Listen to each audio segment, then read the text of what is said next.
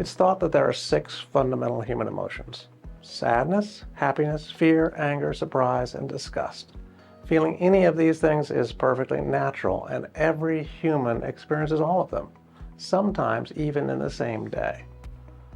Some of them we enjoy more than others, but most people prefer to feel any emotion rather than feeling no emotion whatsoever. Anger is an interesting emotion as we often feel physiologically aroused, so it can feel good in the short run to feel angry. That is one of the secrets of social media, particularly news feeds.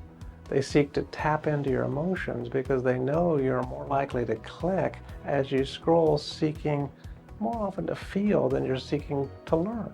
There's a growing evidence that anger is the best clickbait of all. That's a bad idea.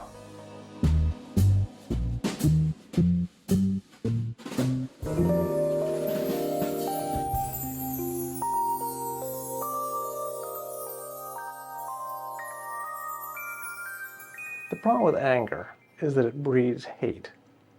Interestingly, hate is more likely to destroy the hater before it actually destroys the hated.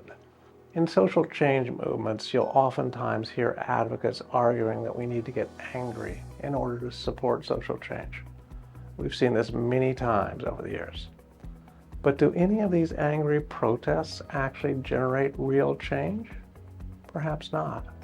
Look at some of the most influential agents of social change over the centuries of human experience. Buddha, Vishnu, Jesus, Gandhi, Muhammad, Martin Luther King, Nelson Mandela, Mother Teresa, just to name a few. All of them spoke against the use of anger, but rather embraced peacefulness and love as the engine of social change. People come together for all sorts of reasons. Coming together for shared anger breeds shared hate. That paralyzes us. Coming together for real change requires us to forgive and move forward with everyone, even those with whom we disagree.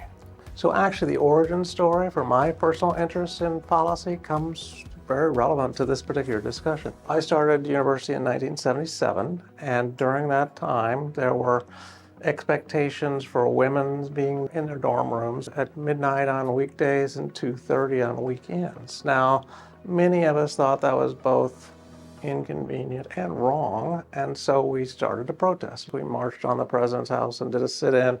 We broke into the women's dorm in the middle of the night. I remember being chased through the hallways by a resident assistant with a broom. Nothing changed. Nothing happened, no matter how much we protested. The very next year, the Department of Health and Welfare, HEW, which had now become DHHS, they just issued a policy saying that the university's hours rule for women was gender discrimination. And if the university didn't change it, they would withhold federal funding. Policy changed the very next day. If you want to create social change, you have to get inside the machine.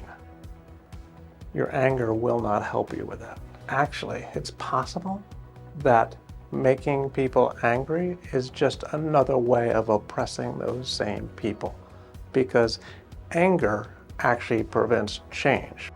And so think carefully before you decide to use your anger as a way to generate social change. It's very possible that people make other people angry in order to create paralysis, to prevent social change, to maintain oppression.